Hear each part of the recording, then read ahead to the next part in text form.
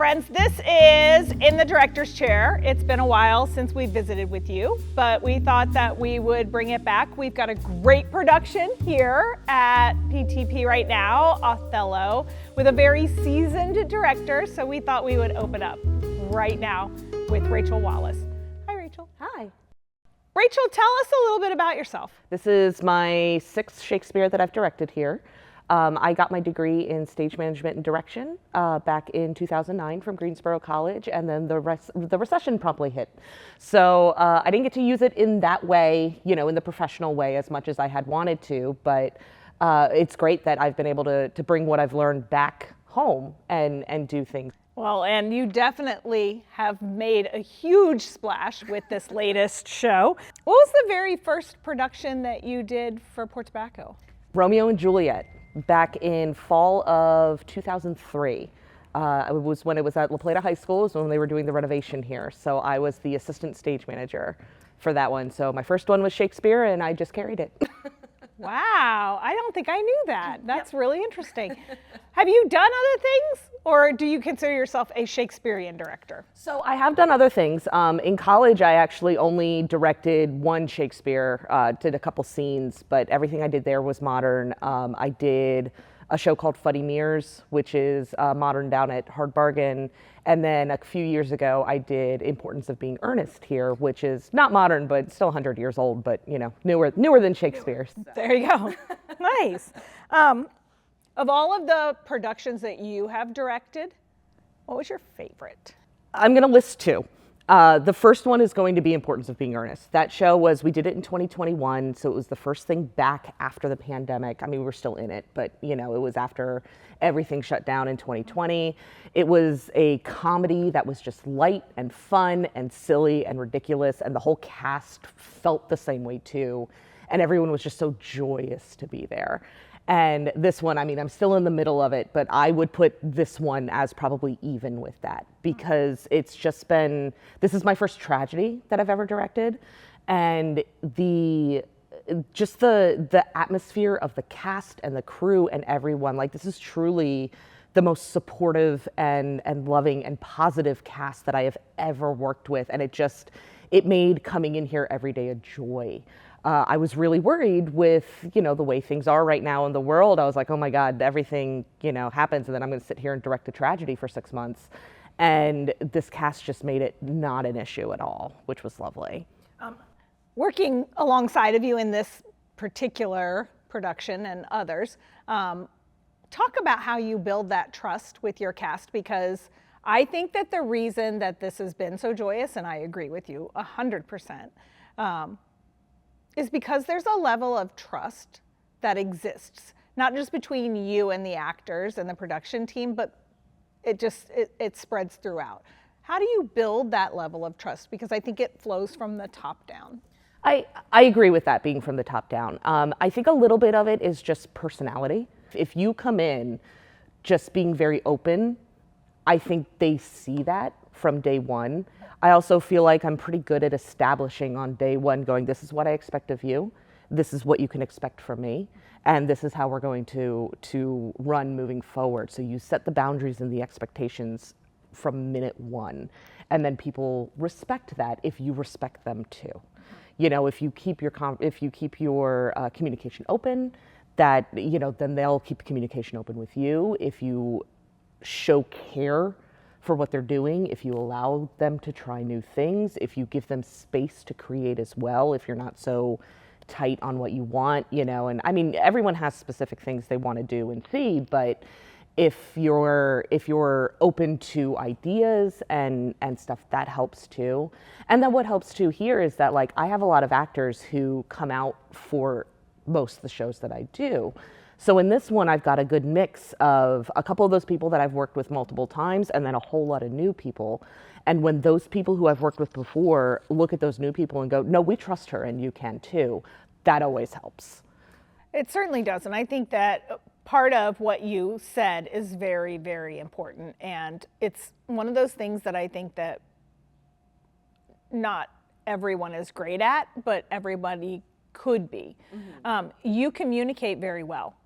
You really do. Your expectations are very clear, and it's not a judgment, it's a, this is how we're going to do it, so that everybody is respected and heard and seen. And that's one of the things I truly appreciate about working with you, is that I always know exactly what I need to do and how I need to care for people.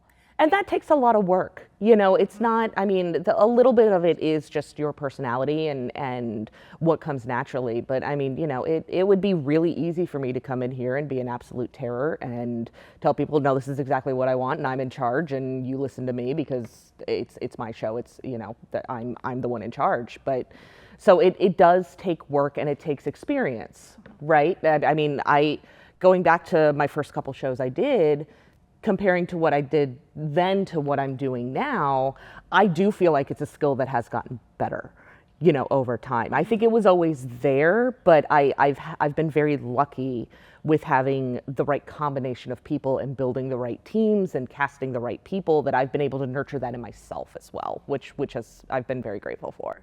You nurtured it in your production team as well. I can say that. Good. As a member of your production team. Talk to me a little bit about your process when you're choosing pieces.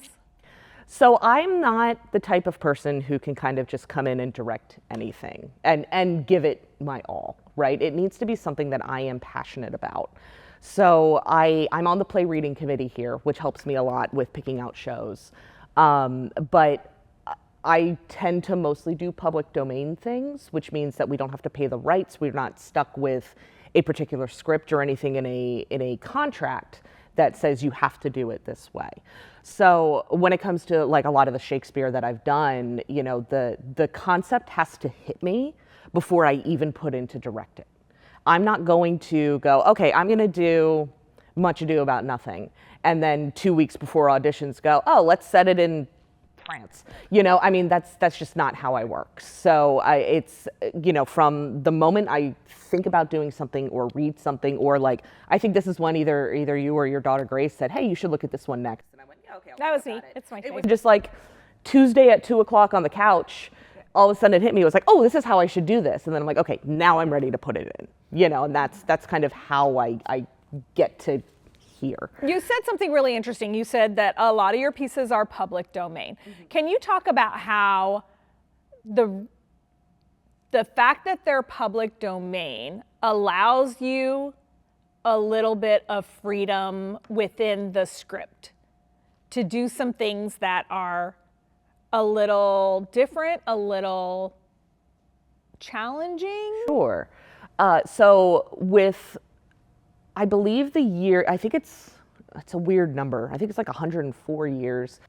Once it hits that point, the material becomes public domain, which means that no one has the rights or royalties to it anymore. Now, an exception to that is we did A Raisin in the Sun last year, where the text is public domain, but the rights to perform are still under someone. So you do get some of that stuff. But when it comes to like Oscar Wilde, Shakespeare, Chekhov, that kind of stuff that's like much, much older, if you take the script and either use the original one or cut it yourself, you don't have that contract that you have to fall under. So, you know, I'm going to use A Raisin in the Sun as an example because I read that contract.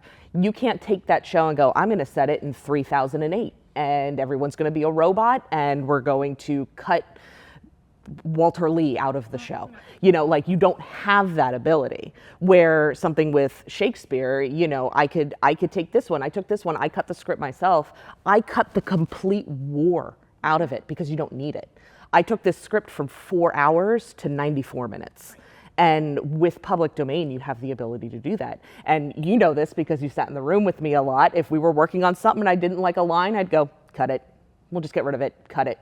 Where if it's something that's under contract, if it's not public domain, you can't do that. You have to still say that line.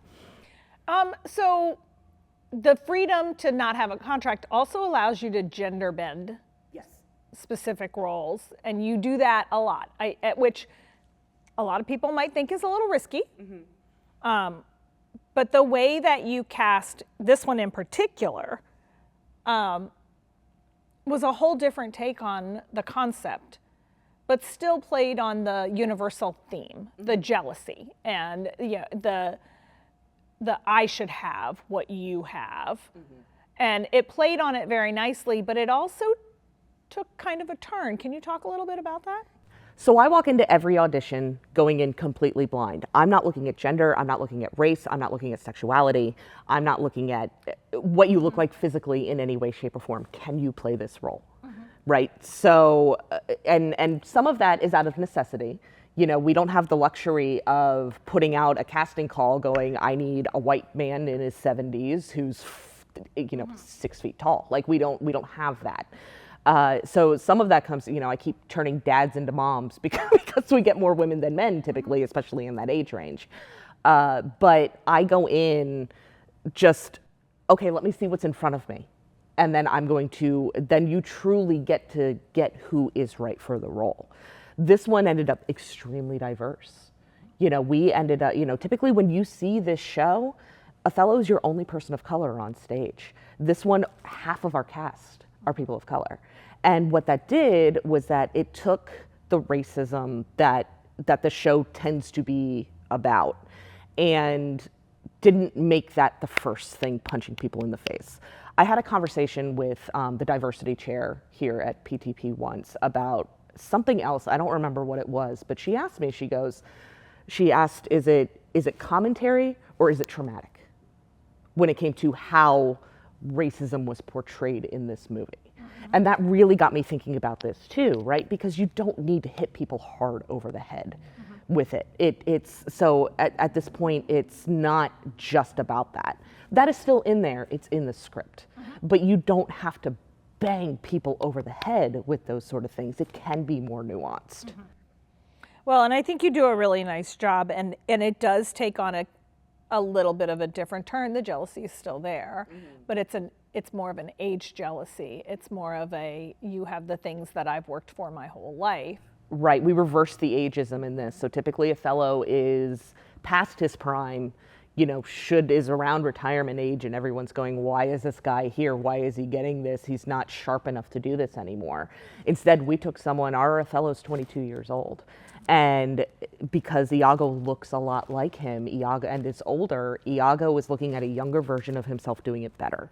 And that just, it takes something that you've seen 1,000 times on stage. Othello's been done 1,000 times, and it gives it a new spin, a new way to look at the text. A fresh look, if you will. Talk to me about this set.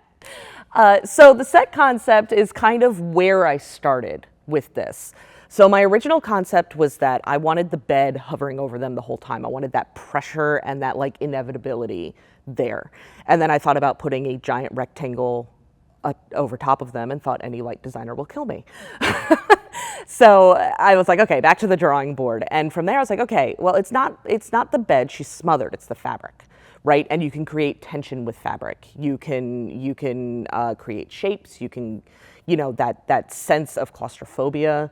You can create that in other ways. So from there, I was like, okay, let's create tension then with fabric, and that's how we ended up with this.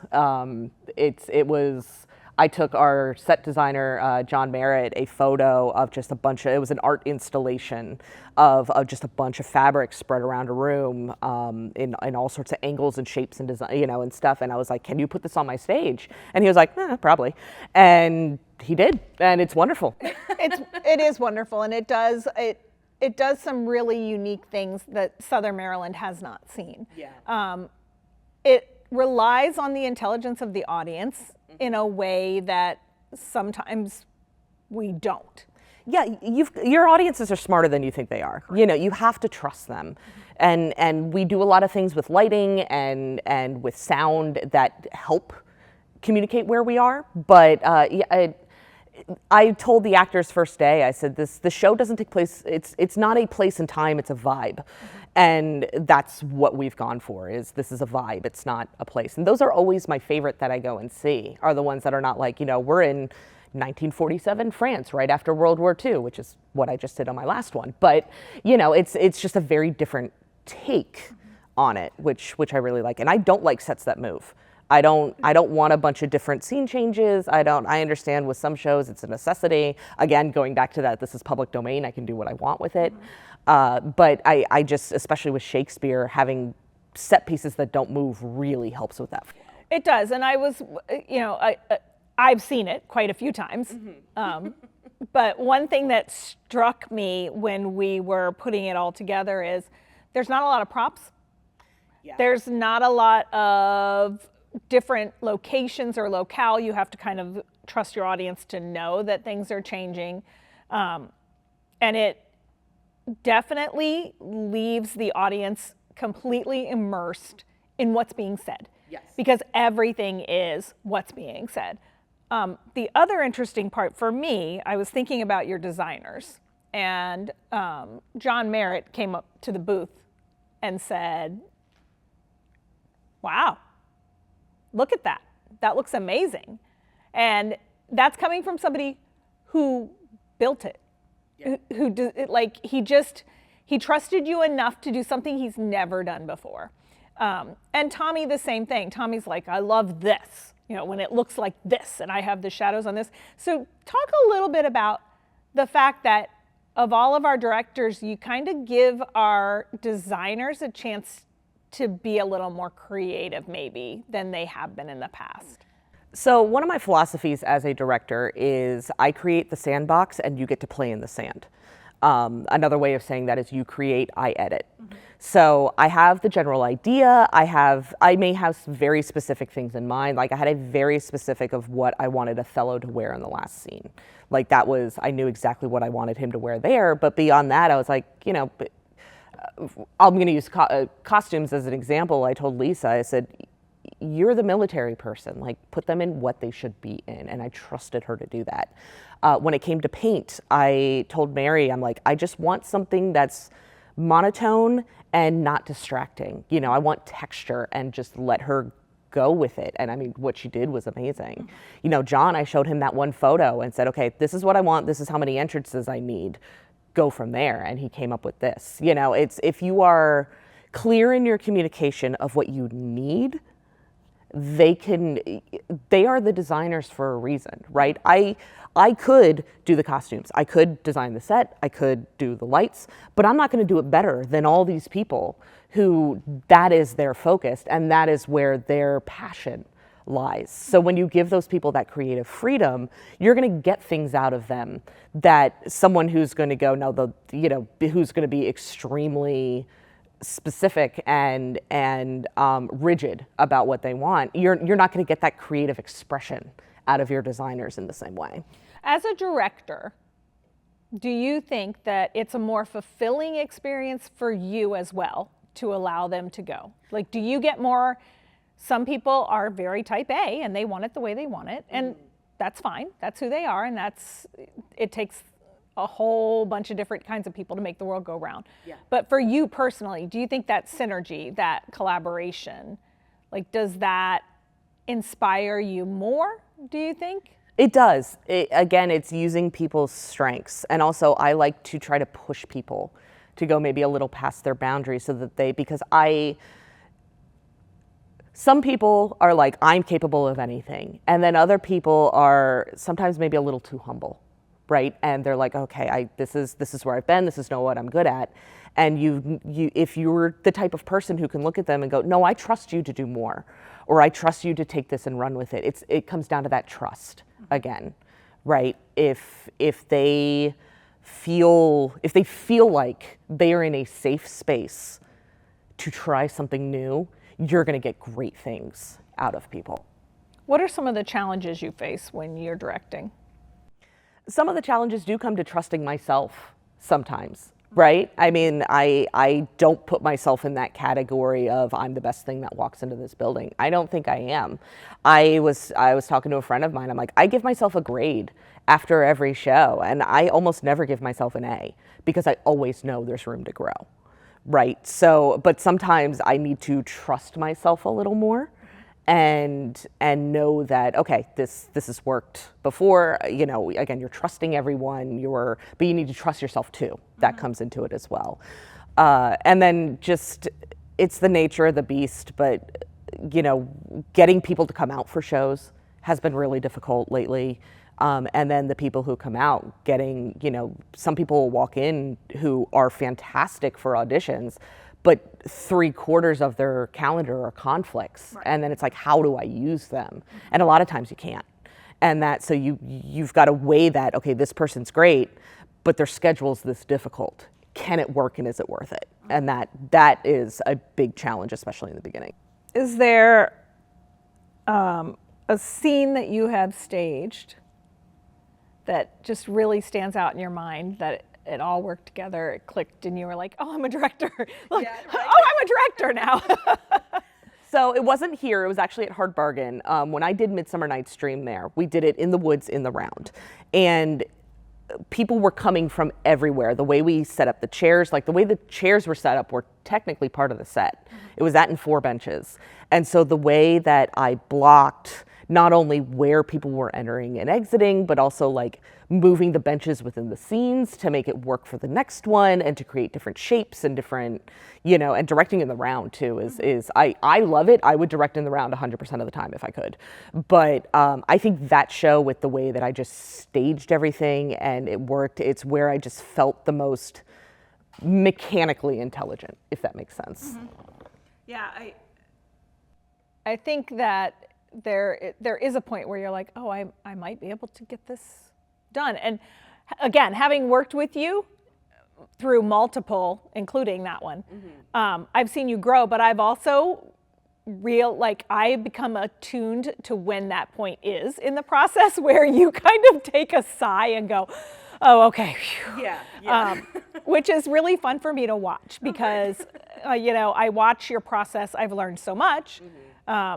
And I feel like I grow as a person, not necessarily as a stage manager or even as a theater person, but just as a person, watching you and seeing that creative process and seeing you collaborate with other people. But one of my favorite parts of doing a show with you is watching that sigh where you finally, it's all kind of settled in and you're like, oh yes, this is it. Early with it did. This one. Really early, where I think it was the first literally our first tech weekend of 2, where I gave them a couple very specific notes, and then I looked at you at the end and I'm like, did I give up? Or like, is this just where it, you know, it's where it should be, and it's where it should be. Yeah. You know, this one, for me, I feel like a different artist after this, which is really interesting to experience. Actors talk about breakthroughs a lot. This feels like a directorial breakthrough for me. And I can't put my finger on exactly why or exactly what, but I just feel different after doing this one. I said this to you as your friend, but also as your stage manager. I always enjoy working with you. I do. It's delightful. And it's not always delightful sometimes with other people or other casts. There's, you know, conflict is natural. Yeah. In shows and definitely when everybody has strong opinions and a passion. Yes. But one of the things that I said to you about this particular piece is you've created a piece of art. The music and the set and the actors and the synergy. It is the lights. Like, people are sneaking down at the end of the show after curtain call to take selfies of themselves with the set behind them. You've created a piece of art here, and it's truly an amazing thing to see. Who is a director here at PTP who inspired you, do you think, the most to get to this point where you've created this world that is very austere but tells such a moving story? So I have 2, and unfortunately neither one of them are with us anymore. The first one was Jim Carpenter. He was technically here before I started here, but he was my high school theater teacher for 1 year. And he was the first person who looked at me after I was stage managing something in high school, and he went, you're a director. He's like, you need to direct. And so he was the first person who really told me I should do that, which is and I had never even thought of it before that. And I was just like, oh, okay, you know, and ended up majoring in it. The other person was a man named Jim Quiley, and he did all of the Shakespeare here. until he unfortunately passed away. But I did all of them with him. You know, I started out as the assistant stage manager, that first one, Romeo and Juliet. He was the director of that, and I moved up to stage manager, and then I was his assistant director. And then the last one he did here, Much Ado, I kind of walked that assistant director, co-director line because his health wasn't very good at that time. But he always just wanted people to, he just demystified Shakespeare for so many people, right? He was like, it's not that hard. It's not, I've said this before, Shakespeare's not pretentious, Shakespeare fans are pretentious. You know, it's not that hard to understand if you just take a minute and take it in, you know, and so that legacy is what I have tried to continue on. The other thing that you say often is, it's meant to be seen, it's not meant to be read. Correct. And I think that's kind of what Jim did as well. Yes. Like that whole, if you can watch it, there's so much in it, but reading it, you just don't get as much out. Yeah, the thing that a lot of people are like, well, people don't talk like that anymore. People didn't talk like that then either. You know, it's prose, it's poetry. Right. But when you see the action, you know, and yeah, some of the words are antiquated, but when you see the action, that's when it makes sense. You know, you need the action to carry the words, to carry the story. You know, otherwise it's just poetry. And that's, I'm not discounting it in any way, but it's not a play, it's poetry. Right, 100%. So your next project? So I am taking a little bit of a break. I'm not doing anything next season. I'm on play reading for the season after this. I haven't started reading anything yet. I say this every time, and it hasn't worked yet, but I want to do something modern. I'm hoping for another comedy. I've loved doing the tragedy, but I think comedy is my wheelhouse. One of the shows I know I'm looking at, it's called Fat Ham. That's not going too far from this. It is Hamlet, but it takes place at a black family's barbecue. So like that is one I definitely, if it makes it through play reading, I know I'm putting that one in. But I don't know what the next one is yet. It hasn't hit me yet, but when it does, I'll be very passionate about it. What do you think is like the singular most difficult job for a director? I think it's the time and the emotional energy, right? Because in order to get your actor, one of the most artsy things that I say is that when we walk into the rehearsal hall, you open your chest and you need to make sure when you close it, nothing's trapped inside when you leave. And as a director, you need to do that too. You know, so sometimes leaving whatever happened at the day outside, coming in, opening your chest, giving your all to everyone there. Because at the end of the day, they're the ones up here presenting it. I get to sit in the back and just watch, you know, and then after that, closing your chest and making sure nothing gets trapped inside that shouldn't be there, but trapping the things that feel good. Mm-hmm. Well, I can guarantee you that this one has felt really good. It's been such a delight, and I really appreciate your time, and thanks for talking to us and being our first director back for In the Director's Chair. Thanks, Rachel.